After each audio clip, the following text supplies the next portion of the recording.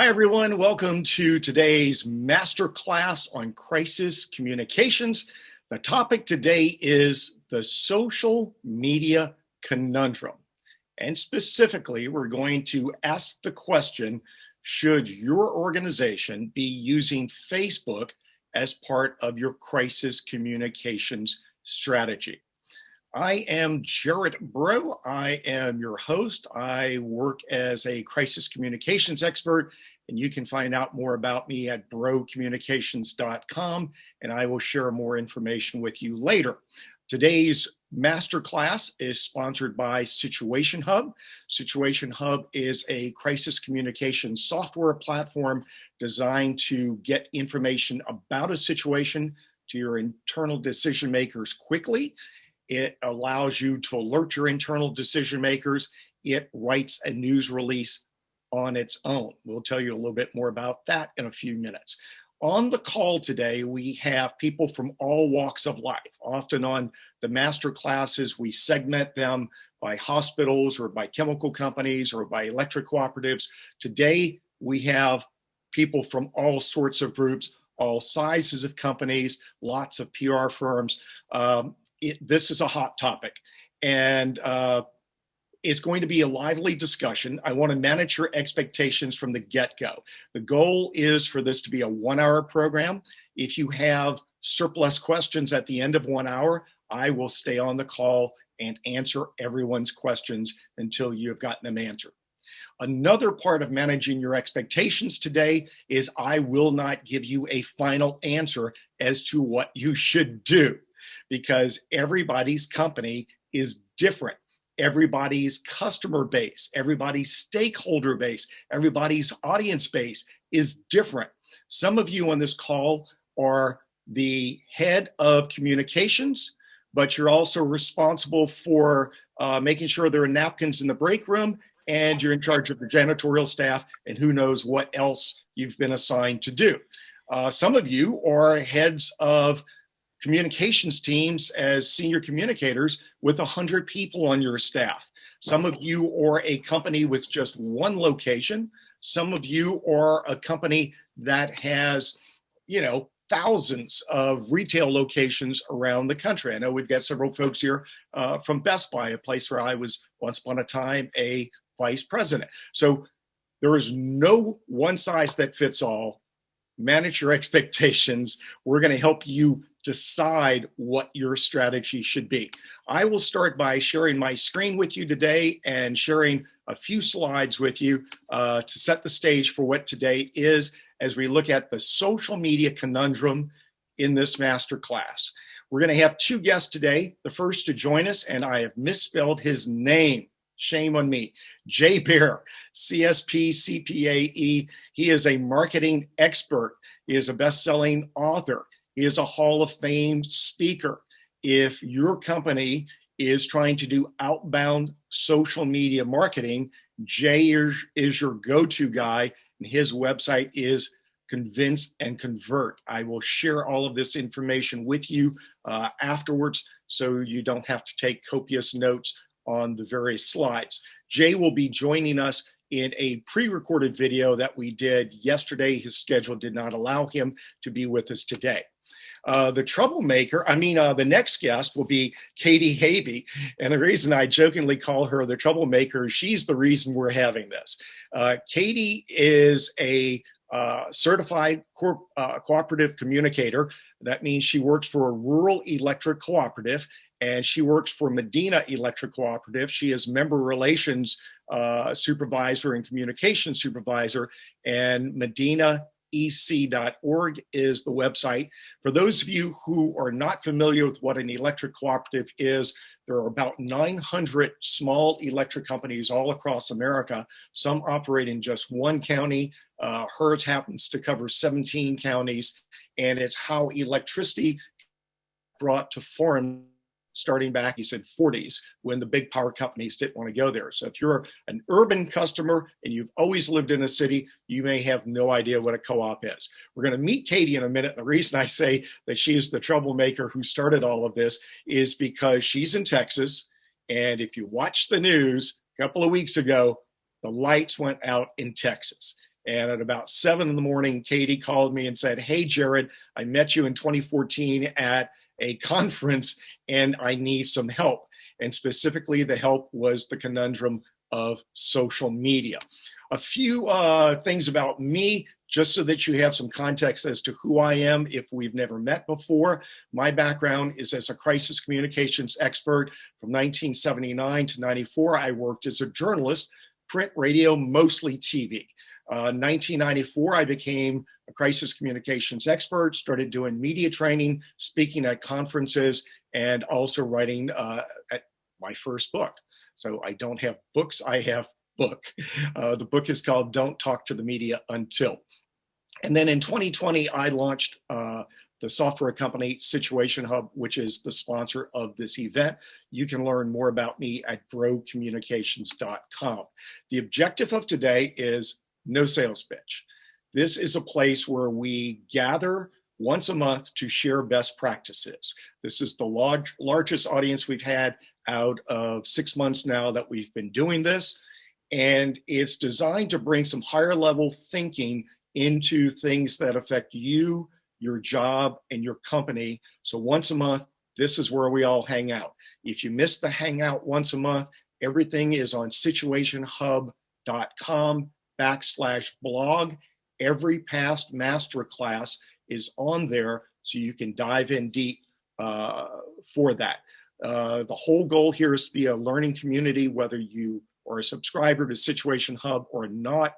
We don't care. We want you to come here once a month to learn. To manage expectations, that's the goal of crisis communications. From my perspective, communicate before a crisis if you can, communicate during a crisis, communicate after a crisis, and communicate empathy. Those are my big picture goals. I always remind people that crisis communications is like an umbrella and or a fire extinguisher. You do not buy an umbrella because you hope it rains today. You buy an umbrella in case your sunny day turns ugly. You do not buy a fire extinguisher because you're hoping to have a fire. You buy a fire extinguisher in case it breaks out. So crisis communications is about planning for what might happen with the hope it never happens, but is so much better than trying to figure it out after the fact. And as we talk about crises today, just a general definition that I use is any situation that escalates and has the ability to affect your revenue, your reputation, and your brand should be treated as a crisis. Doesn't mean you're ever going to put out a crisis statement, but treat it with the same severity and walk through those steps in case you actually have to get to the point at which you are communicating. And if you ever need help, I practice something called the 5 Steps to Effective Crisis Communication Sprint. There is a link there to more details about the 5 steps to effective crisis communications, and you can get more video programs and things like that. Final thought here before we get to our guest: never waste a crisis. Every crisis presents an opportunity to learn. Every crisis presents an opportunity for you to prepare for the next one. Every crisis is a living classroom. And the power outages in Texas present us with that opportunity to learn more. So our big question: should you use Facebook for crisis communications? One size does not fit all. Each of you will come away with this with a different opinion as to what your future should be. No one's opinion is right and no one's opinion is wrong, but let's help you decide. And I really want to know when this is all over with. I really hope you guys stay in touch with me. I really want you to send me a message and tell me what your decision was. I absolutely want to know what your decision was because I care about it and I want to know the reason why. And if you want to talk about it, I'll give you a link to do that. So Katie will be our second guest coming up here from Medina. Our first is Jay Bear. Let's pull up the videotape. I am going to stop sharing this. We are technically going to then pull up Jay's video. And Jay Bear, who is I will say, a guru when it comes to social media marketing. Jay really understands algorithms. He and I see each other several times a year at various conferences. We occasionally check in with each other because he has lots of wisdom on the algorithms that I need to know in order to pass that information on. But Jay was good enough to join us. Here is the recording that we did with Jay 2 years ago. Here's the recording we did with Jay 2 days ago. Jay Baer, best-selling author, Hall of Fame speaker, the guy I turn to personally when I need to know what's going on with the algorithms. So our whole conversation is about whether or not social media, specifically Facebook, should be used in a crisis. So for the audience, give us a 101 Facebook algorithms for dummies and what happens when you post horrible news on your website about whatever your crisis is, and then people start liking, commenting, and sharing. Hey, everybody. Nice to be here. Thank you, my friend. Well, let me answer it this way. Social media, in particular Facebook, is not really a great way to inform a lot of people at one time.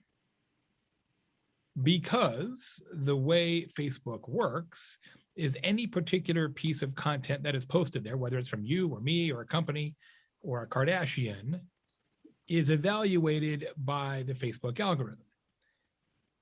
Some percentage of the people who follow that brand or individual will see that piece of content when it's published. Then, if that particular piece of content is disproportionately interacted with by that audience, then Facebook will show it to more people. And if those people interact with it, they'll show it to more people. And if more people interact with it, they'll show it to more people. This is sort of the definition of kind of going viral. But you almost have to go viral on Facebook to get a large number of people to see anything.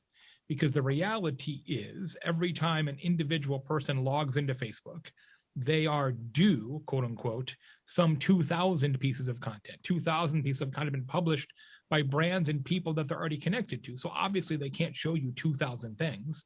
So they show you the things that you're going to like best. And the things that they think you're going to like best are the things that other people have already interacted with. And so we have a lot of higher ed clients in my firm, and they ask me all the time, well, should we, if we've got an announcement to the student population, should we put it on Facebook? Like, no, for two reasons. One, students don't use Facebook very often.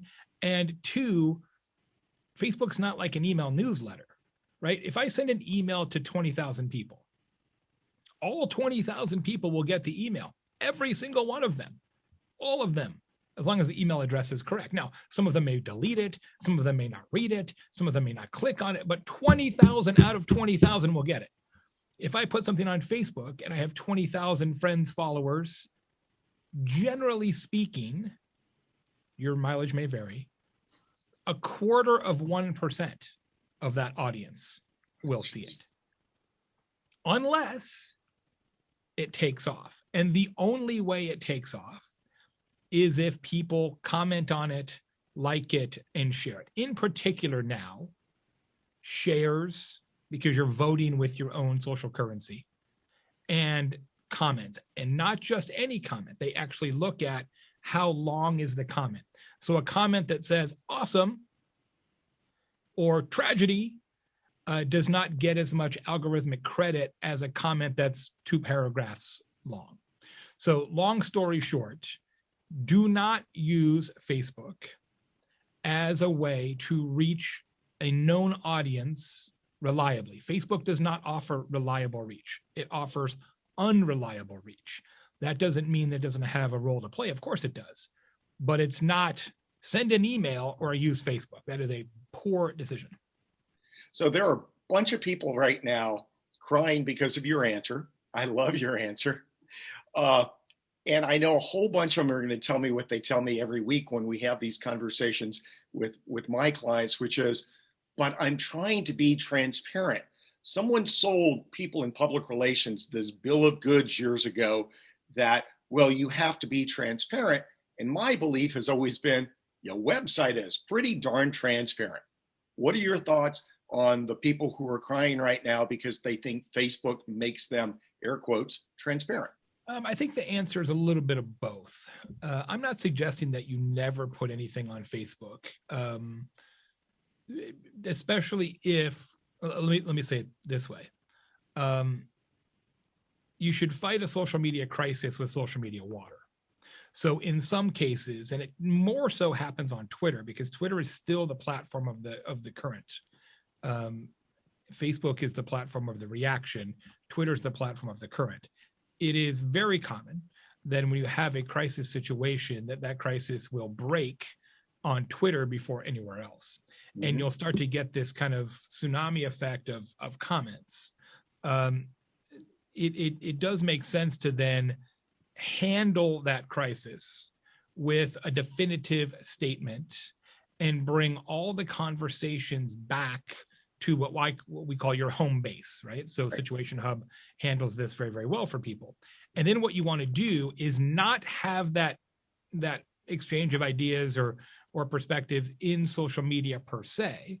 When I talk about my book, The Now Revolution, in the social media crisis section, is that you want to go to social media if in fact these conversations are happening about your brand, and all you do is say, yes, we've addressed this, and you put a link back to your website. So I'm not suggesting you don't show up in social, because at some point you should, but you need to have the home base built on your own website first. Then you go out to the social networks and you point them back to your definitive case history of the scenario. So you once said years ago, never build your house on rented land.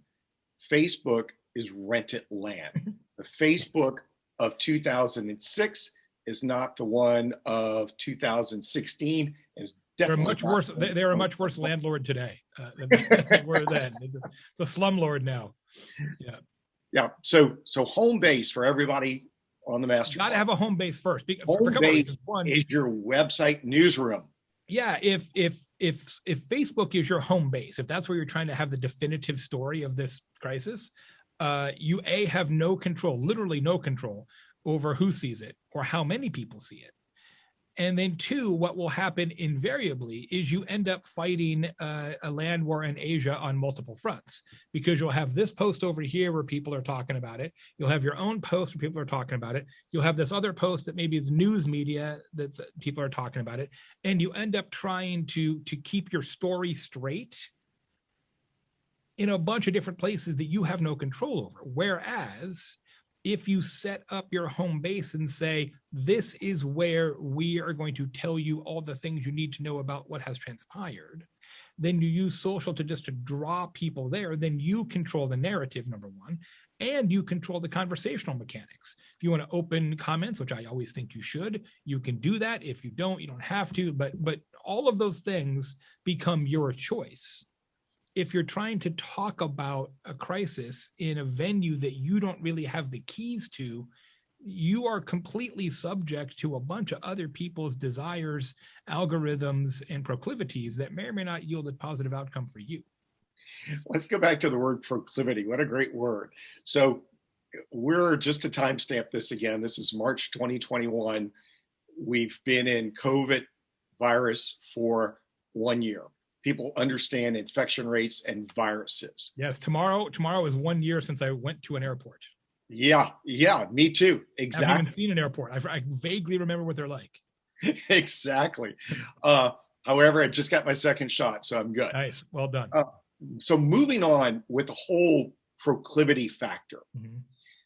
Facebook's algorithms are also trying to get more eyeballs on advertising. Sure. And they are sending more eyeballs into groups.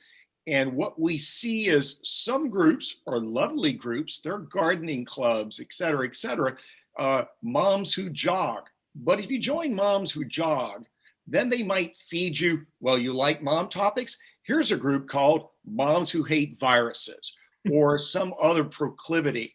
Talk to us a little bit, explain to us what happens when, let's say our next guest is going to be with a power company. Mm-hmm. And during the power outages in Texas, she's going to talk about the people who are online complaining. If the guy who complains the loudest and writes those multi-paragraph comments and then shares, et cetera, also belongs to some really ugly groups, because I went in and I looked at their people and I went down the wormhole to see what groups they belong to. And there were, we will call them proclivities involved. How does that infect everybody else who comes in and comments as to what they get served up in the future? I could do like 4 hours on this because it's really complicated, but the real answer is it depends. But the algorithm is very, very smart. So, for example, let's say you are friends with somebody who writes a really nasty comment on a post from the power company.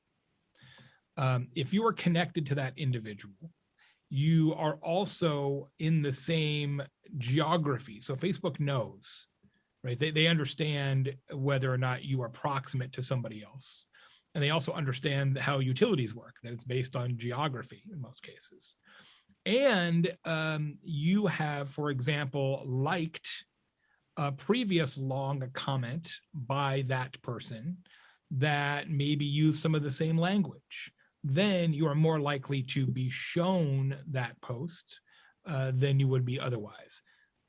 The geography part's pretty important, and it does have some benefit in this situation, because if I don't like my local power company, Duke Energy here in Indianapolis, my friend in Seattle is really, really unlikely to see that because Facebook knows that that's not their power company. But most brands don't have that inherent geographical limit that would make that relevant at all. Most brands operate, or many brands, I should say, at least operate on a truly geography-free basis, and that's where it gets even more problematic, because then it's, hey, I'm friends with this person who says this mean thing, and I have enjoyed what they've said in the past because I've liked that comment. Then they start to tee it up, and then it sort of takes off like wildfire. So it's a really interesting scenario. And just like television news back in the day, to some degree, it's also based on what else is happening, because what Facebook wants to do is keep everybody on Facebook as long as possible. They never want you to close the browser or close the app. And so what they'll do is continue to feed you things that they believe mathematically will keep you there. And just like news, is that like super boring stuff? No, it's super controversial stuff. And I get paid, and my company gets paid to help companies use Facebook to, attract brand attention. And the reality is there's only a couple ways to do that. You either have to make somebody mad, you have to make them laugh, or you have to make them cry. That's it. That's the triangle, right? That's the whole secret to Facebook. Make them laugh, make them cry, or make them mad.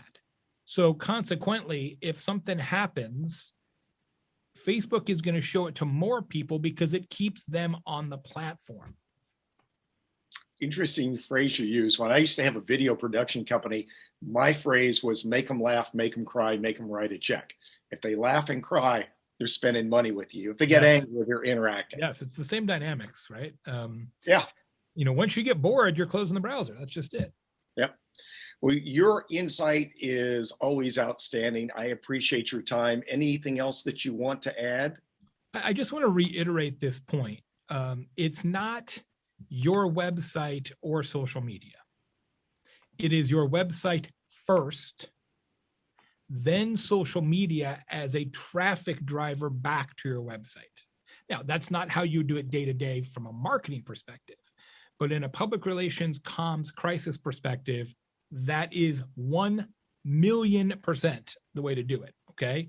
Website first, social drives traffic back, but you got to have the website done first. You have to have that home base. Mm-hmm. All right, Jay, what's your website for folks who want to look you up and learn more about you? Convinceandconvert.com. Convinceandconvert.com is our main site of myself and my consulting firm. We have literally thousands and thousands of articles about this topic and social media, content marketing, everything else. Yep. All right. Thanks so much for your time today. Appreciate it. See ya. I hope you guys like that interview with Jay Beer. I learned something new from him every time I'm with him. and he also scares me to death every time I am with him. And, as we talk about should you use social media, let me just say that whenever I write a crisis communications plans, and those of you who actually have my crisis communications plans know that when we get to section 4 in that plan for distribution, we talk about website first. If media are standing outside, go talk to media, then publish to website immediately, then determine where on social you will share it. YouTube is a great place to record a statement. Twitter is a terrific place to notify the media. Facebook, with every passing day, becomes more and more obsolete to more and more organizations when it comes to their crisis communications. I will probably shut down my corporate Facebook page by the end of the day, because it is absolutely useless, because the algorithms that we started with are not the algorithms that benefit us today. I mentioned in the promotion for this program, if you have not watched the Netflix series, The Social Dilemma, it has to be on your list to fully understand how social media works. Let's go back to sharing the screen here, and I'm going to take you back to the slides. And as we look at Katie's case study, I want to pick up where Jay left off about who are the people that are commenting and what, as he used air quotes, proclivities do they have? Or in this case, what are their belief systems and what type of people are they and how do they draw more friends? So when the power went out in Texas, Katie got the word the day before that there might be rolling blackouts. And to her credit, she started communicating with her members. For those of you who are not familiar with co-ops, their customers actually are owner members of the cooperative. So this fine person, Hillary, says, "Thank you for keeping us informed." That's the kind of person that we want to hear from. She says, "God bless our linemen. We love when someone does that." But in stark contrast comes Kimberly, who says, "Medina Electric, you are liars." Really? That hurts your feelings. What are we going to do about that? Should we reply to her? No. Let's look at some more comments. Emily says, "Please turn on our electricity. We have 3 small children."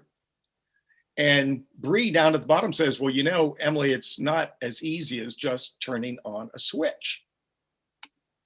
Then over here we get Jim. I have blacked out Jim's name because we're going to go down Jim's wormhole, and I don't want to draw unnecessary attention to who Jim is.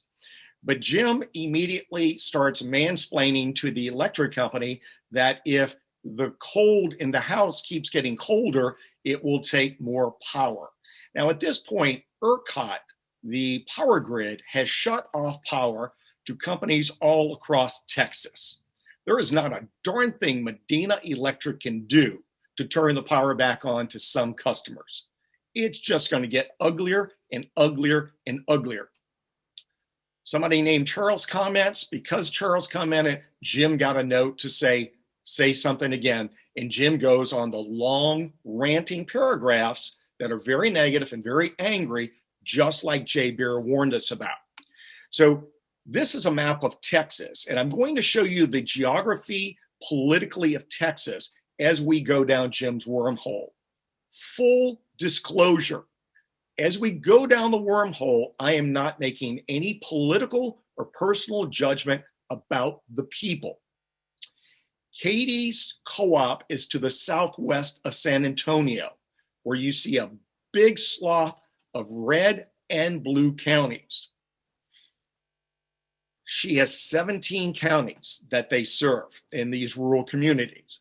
But when we go down Jim's wormhole, we're going to find Jim's wormhole goes down the red side of life.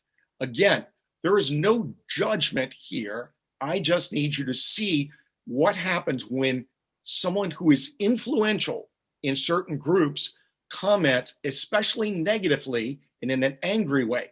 So these are all the things that Jim believes or doesn't believe in. And when Jim starts commenting negatively, that flags Lynn, who I tracked down her wormhole, and we'll look at in a second, who then wants to know who's lying. So she's very much into believing that someone is lying and that the power company is probably lying. And she goes on with several similar comments. When we go down her wormhole, we see that she belongs to some of the very same groups as Jim. And the two of them belong to the same groups as Paula, who's going to scream at us in all caps, ERCOT, turn on our power, please. Thank you for saying please. And then she's going to go into the belief, let's reopen our coal mines. No judgment here, simply showing what happens when friends comment that it flags all of their friends. And when we go through the wormhole, we see that she also has similar beliefs to her two friends. And between the three of them, they are creating chaos on the social media page run by Medina Electric at a time when they are trying to get critical information about outages to their members. They have 32,000 customer members. At the maximum, about 11 to 13,000 were without power. On the Facebook page, there are 35 reactions of likes or smiley faces or hearts or angry mean faces or whatever. 33 times, the particular post I'm showing you here was shared. There are 99 comments. And as I dig through the wormhole, those basically come from about 33 people.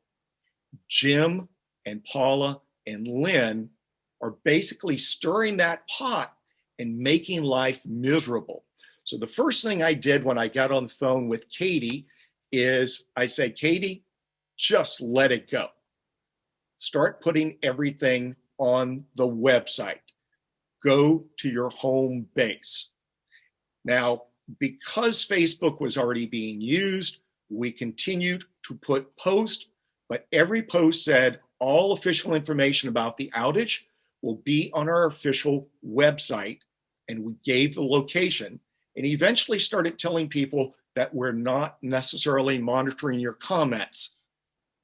We are here just to drive the traffic to the website.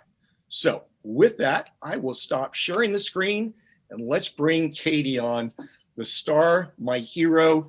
Katie has performed wonderfully through the entire crisis, but Katie, why don't you take the audience through the process of what you knew the day before and how quickly midnight rolled around, 1:34 in the morning rolled around, and then how your life turned into complete misery for the next 8 days. Okay, so I'm excited to be here. Yep, it was quite a few weeks for Texas and for everyone in Texas. I actually have been in the industry for a while, so I was in the industry when a similar event happened in 2011. I was a lot newer then. I had been in the industry less than 2 years, but that was a similar event, much shorter, but it had a huge impact on me. And so ever since then, every year I have prepared emails and documents for if the ERCOT grid failed again. And I've done that for 10 years and thankfully had never had to use them. And then 2021 and February 14th came. And so the day before on Sunday, ERCOT called for conservation. And obviously our team and our management had been watching weather reports and watching the ERCOT grid generation reports, and we're prepared in case our system was impacted by ice or ERCOT's generation resources were impacted by weather. And so we did send an email to all our members on Sunday, the 14th, before rotating outages started, asking for conservation, explaining that if the conservation's efforts don't work, rotating outages are a last resort for ERCOT, and that this is how it would happen if ERCOT implemented that. What we put in those emails is based on what ERCOT has always said will happen. And then I stayed up until about midnight on Sunday night, the 14th, because I kept watching the grid to see if anything changed, and decided, maybe it's going to hold through the night. And so went to bed, and then got a call around 1:30 in the morning that it was not going to hold. And so my first step was to get my computer up, and we did send a direct email to all our members. We have, over the last 7 years that I've been at this particular utility, worked really hard to increase our email numbers. And so we have about 70% of our members we have direct emails for. So we emailed them all, and then I went to the next step on my list, which was to post that information on Facebook. And within the first few hours, I mean, I would say by 3:30 or 4 in the morning, I knew that was not going to be something that was going to be manageable for me. I think what Jay said in his video really struck me was that the impact that Facebook has is that you end up fighting things on multiple fronts. And that's what was happening to me in those first few hours. I couldn't keep up with all the comments. I couldn't make sure I answered everyone. That's always been our goal. And it just was not possible to manage. And so I called Jared. So one of the first things I did was exactly what Jay says to do, which is, where's home base? Let's get to home base, and let's write good news releases that give all audiences exactly what they need to know. How hard was it for you to sit there and ignore Facebook? It's almost as though people are shouting over your shoulder while you're trying to write. How hard was it for you to ignore them? So it was really difficult for me because I have always prided myself on, forming those relationships with members, even if it is via Facebook, and talking to them. And so that was very difficult. Jared knows that was very difficult for me when he said, you're not going to be able to manage these comments and do your job and do the other things you need to do, which I knew was accurate. I knew I needed to be getting updates and putting together additional press releases, and I could not do that. So it was difficult, but I would say within the first 12 hours, I could see that it was the right thing and would pay off in the long run. So for everybody on the call, what we want you to think about is, when a crisis is coming down, what are your jobs? Now, before we end the program, I'm going to give you a whole list of questions that you need to answer for yourself. But one of those questions is, what is your job in a crisis? And a few weeks ago, actually it was a couple of months ago, after Hurricane Zeta hit the Gulf Coast, we had on this program the people from Coast Electric, and they experienced much the same thing that Katie was experiencing, which is, we've never had so many Facebook comments. So as a business, wherever you happen to be, you need to think in terms of who does posting to Facebook on a daily basis. When a crisis happens, who, if anyone, does posting on that? And if a crisis is happening, who monitors it, and does anyone reply? Because to Jay's point, if you say thank you, then more people see it. If you click like under someone's comment, someone sees. First time I ever saw this happen, I had just written a crisis communications plan for this yogurt company that was going viral as the world's new favorite yogurt company. And they had a crisis, and they did not follow their plan, and they let two people on social media try to monitor it. And every time they thanked someone for a positive comment, they got 2,500 negative comments. So, Katie, with that said, we went down the wormhole, we saw who was basically stirring the pot, and we were able to digest the fact that probably only about 35 people out of 32,000 were making your life miserable. Once you saw that perspective, how did it change how you saw what your job was going to be as we got through the next couple of days?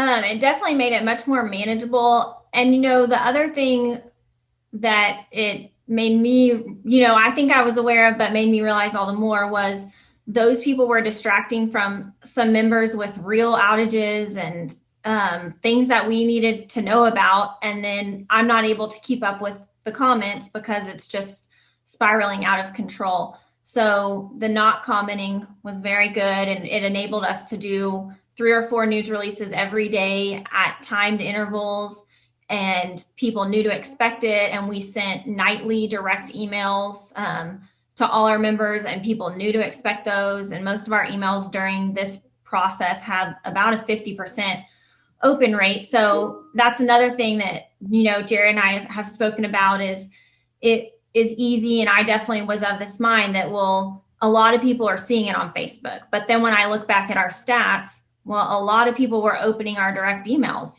We were having about 7,000 opens on direct emails. We have 32,000 meters, but we have 18,000 members. So that's a large portion of our membership that's getting that news through direct email. And a lot less is getting it through Facebook, even though it's easy in those moments to feel like everyone is seeing it on Facebook. And you had other tools available to you. You had emails that you've been developing a list, and I think all of you will talk in a minute about, let's talk about the importance in a minute about developing email lists. But you also had an app that's connected to each person's meter that allows you to send a push notification, and you started developing email, not just email, but also text messaging so that you can text to them. So in retrospect, which ones, and with the analytics that you and I have done over the past couple of days, which ones made the most sense for you to reach the most number of people? So email definitely was our most direct way. We do have push notifications on an app that our members can use. And that's something that as long as they logged in, they saw. So that was very helpful. One of our business plan projects for 2021 was already to get more members signed up for text messaging. There's a lot of legal rules with text messaging. So even though we might have those numbers, we cannot just text them. And so one of our plans for this year was to run a campaign where they opt in for text messaging. And this event has definitely made that the importance of it, made us all more aware of that. We already knew it was important, but it definitely would have been an advantage to have had the text message ability fully working with a larger percentage of our members. All right, next question, Katie.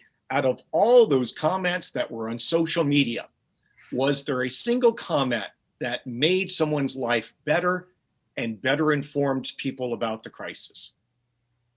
Probably not. And we did have a lot of members coming to our defense, but they also didn't fully understand what was going on. It was a very fluid situation. Any communicator in Texas and anyone who's involved in the energy industry in Texas knows that. And it's hard to understand from the outside how fluid it is and how quickly things are happening. And I completely understood everyone's frustration over not having more exact information. But in those moments, in the first 15 hours of the event on Monday, February 15th, we weren't, even as a utility, we're not getting as much detailed information as we would want.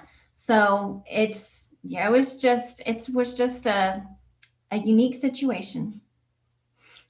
And what was interesting about this is this was a crisis that was beyond your control, and your power generating grid and your power generating company is all part of a team. And it's really hard when you're a part of a bigger crisis. And what was so unusual is your members did not know that 5 million other people like them were going through the same suffering because they were in essentially a communications void, and the news had not spread to those without power of how bad it had gotten.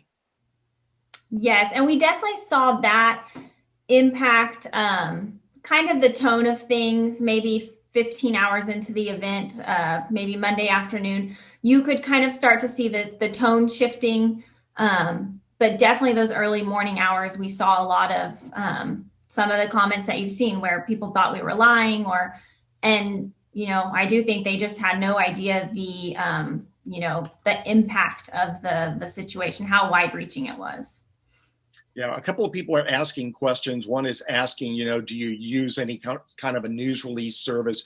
A news release service doesn't really work in this type of a situation because you're not trying to get it out to mass media. You're only in 17 counties. So I'll answer that one. One of your co-op buddies wants to know who you use for your email service. Do you want to share that? We use Constant Contact. That's who we've used the whole time, and I've always been really happy with them. Okay. Any final thoughts before we wrap up here? My thought is just, I was in this industry in 2011 when this happened. It was a much shorter event. And it's an event that many people who weren't in the industry have forgotten. And we saw that in member communications that, and just in my conversations with people, I don't remember that in 2011. Well, I remember it. It impacted me hugely as a new communicator. And I just think the preparation, which you talk about, Jared, is key. For 10 years, every year, I have prepared email templates and press releases for a summer ERCOT shed and a winter ERCOT shed. And I spent probably a day putting together these things every year for 10 years. And so for 10 years, some of my staff that did not go through that event has probably thought that I was crazy because they've not seen that happen. But it did pay dividends in this event. When it happened, we were able to direct email our members, 4 hours before ERCOT put out their first release. So just the preparation is key, I think. And then obviously routing to the website is key, and understanding, having the discipline to ignore Facebook comments and know that you can't reply to any of them at some point because you have other things that are more priority in that event.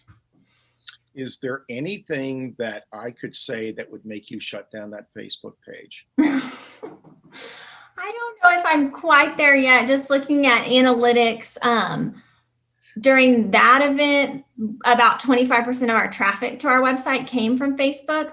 But I will say that a lot more of it came from direct searches than I probably would have originally in my mind given it credit for. So I'm not there yet, but I definitely see the value in making the website be the home base. And I think probably like many companies, maybe 5-10 years ago, we had kind of shifted to, follow us on Facebook. That's going to be our first place. And I definitely see the value in, the website is the first place.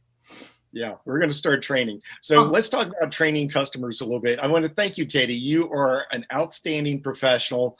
For those of you who know what the CCC designation is, this is what happens when you have that designation and you're at that level of professionalism. So I want to thank you so much for trusting me, but also coming on the program and sharing your best practices with everyone else. I know in the co-op world, sharing is one of the 7 principles, and you've lived up to that principle beautifully today. So thank you so much.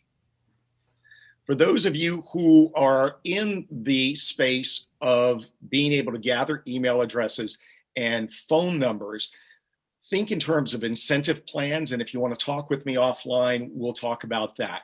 You can give away something. You can give away a Yeti ice chest. You can give away a water cooler. You can give away a barbecue plate gift certificate. You can give all kinds of things that cost you a little bit in promotional money that will get you the information that you need so that you can circumvent any reliance or a belief that you need to be on Facebook. I want to be sensitive, and I don't want to be insensitive when I say this, because abuse is a horrible thing, but there are people we know in life who are in abusive relationships, and after abuse, they'll go, he'll change or she'll change. And I feel like Facebook has us in an abusive relationship. It'll change. It'll get better. I'm going to give Facebook another chance. I am not giving Facebook another chance. The old fool me once, shame on me, fool me twice, shame on Facebook. It's my new expression. Let me share some questions with you as we get into the final few minutes here. As we look at should you use Facebook for crisis communications, some of what Katie and I talked about just now were analytics. So I have a bunch of questions I want to ask you, And I will email these to all of you so that you can download them, and you should have these questions answered in your organization with your team of whatever size your team happens to be. First, do you have a newsroom on your website? And more importantly, can you get to it to post something? Number two, do you have email addresses for your customers? Number three, can you text to your customers? Do you have permission to do that? Number four, do you have any type of a mass notification system that lets you reach your customers? So for those of you with schools and universities, all of you now have some sort of a mass notification system. Not all companies are going to have that, certainly not those in retail sectors, but certain organizations have that ability to mass notify. And are you using that for this type of event? And is it more effective than Facebook? Number six, can humanity, all of your stakeholders, can they get the information they need without going to Facebook? Can your stakeholders get information? Are they smart enough to figure out how to get information without opening that phone and going to the Facebook app? Number seven, can you train your customers to go to your website? And you should also train the media to go to your website. Train them. They're trainable. You train them to go to Facebook. Now we need to untrain them. We need to incentivize them to go to a reliable place, because in all the comments that we saw on Katie's Facebook page, there wasn't a single comment that made anybody's life any better in any way whatsoever. And if I were trying to get information on Facebook, I would have to wade through tons of dumb comments that serve no purpose other than letting people express their anger. Number eight, can you be transparent without being on Facebook? Years ago, when Facebook first came out, I was at conferences and I was just making people angry because I would say, tried and true beats shiny and new. Some of you heard me say that because I know a lot of you on this masterclass today were in some of those conferences. And I still believe tried and true is a well-written release placed in the newsroom of your website, shared with your various stakeholders. That is tried and true. I will also say this, that a publicity style news release is not the same as a crisis news release. A crisis news release needs to look more like a news story. You don't have to make up a fake quote for your CEO for it to be a news release. So don't waste time on that in a crisis. Number nine, what is your job when a crisis strikes? Specifically, is your job to monitor comments and reply to comments? In the big picture, your job is to gather information, confirm information, and disseminate information. Gather, confirm, disseminate. Your job is to put it out there. There are software platforms that can listen to the tonality of social media. If you're going to continue to use social media, rely on somebody else to do the analytics and to be your listening post. And it really depends on whether you're a one-person operation or whether you have 100 or whether you have 5, whatever it is. For each of you, it's different. Number 10, do comments on Facebook from people make your job easier or harder as a communicator? Number 11, do random strange comments improve communications and comprehension? And does it improve getting information to your target audience? Number 12, if you were to list your priority of task in a crisis, what would that list look like? Now, your crisis communications plan should spell that out. It should be specific. I always say the more specific, the more terrific. It should be ultra specific. Who does what? When do they do it? How do they do it? Who does it? How do we get in touch with them? How fast do they do it? If you need help with that, follow up with me after the class. Number 13, if you were to list the communications channels available to you in order of priority, What would that priority list look like? Number 14, do you have analytics for your various communications channels to support your path going forward? I am not an analytics person. There are some great analytics people. I'll help you find one if you need one. I don't do that. But I do know that you need to analyze your traffic, and you need to analyze how do people get to your website. So whether you're using something like Clicky or whether you're using something like Google Analytics, we need to know how are people getting to that information. Because if enough of them are not coming through those various social media channels, then maybe those social media channels aren't quite doing what you were hoping they would do. Number 15, big question here. What would happen if you took your Facebook page dark? Try it as an A/B experiment. I dare you, I challenge you. Take it dark for 24 hours and see if anybody sends you a message that says, hey, I went to your Facebook page today and it wasn't there. Let it go dark for 5 days. Let it go dark for 7 days. Do an A/B experiment to see if anybody would know. Just a thought. So those are 15 questions for you to think on as we go forward. Let me look at the chat real fast to see if there are any other burning questions that came up. Wire service, email. Some folks said, thank you, Katie. You did a great job. I agree also. Does anybody have a burning question that you want to ask? Just go to your chat function down at the bottom if you wish to ask something. I'll give you just a second to type there. Jerry looks like he's jumping in there. Pam says, great stuff. Thanks, everybody. Jerry, you commenting, putting a question in there? Jerry's nodding his head. It's a long question. Thumbs up. Hasn't hit my server yet.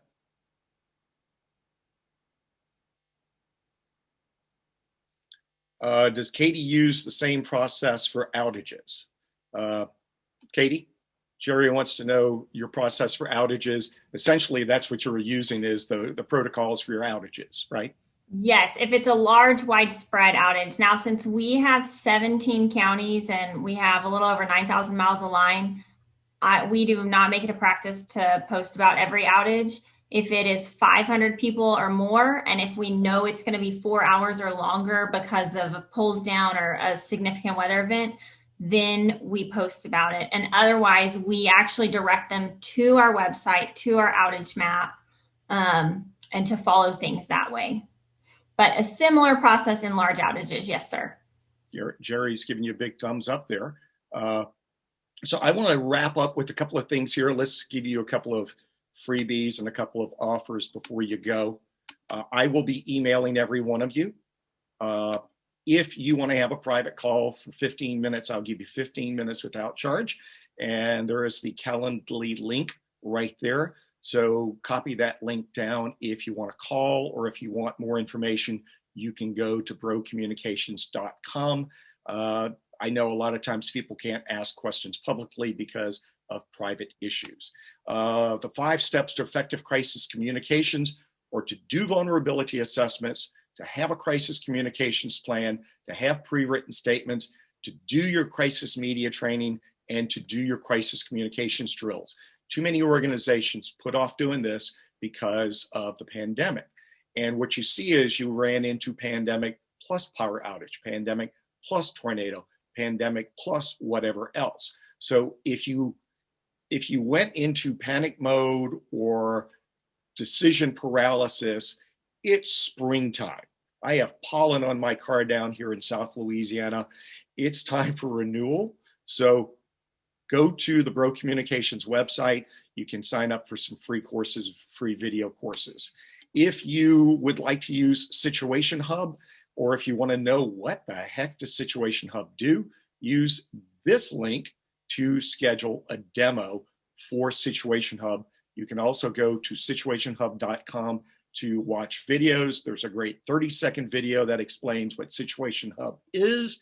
There's a 90-second video, and then there's a 10-minute video on the bottom of the tour page that takes you start to finish, where we actually open the tabs answer all the questions, and you see that it writes a news release for you in 3 to 10 minutes, depending on the severity of your crisis.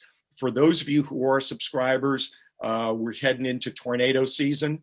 So there is a tornado template in Situation Hub. Go through there, practice it, and know what it says, and be prepared for those springtime tornadoes. My friends, it is always a pleasure to spend 1 hour a month with you at this little corner of the internet where we try to share best practices and best ideas with you and let you hear from your peers who have lived it, who have experienced it. So I want to thank you, as always, for your time. We will be back with you in 30 days. I'm Jarrett Bro. Thanks for being with us today. Bye.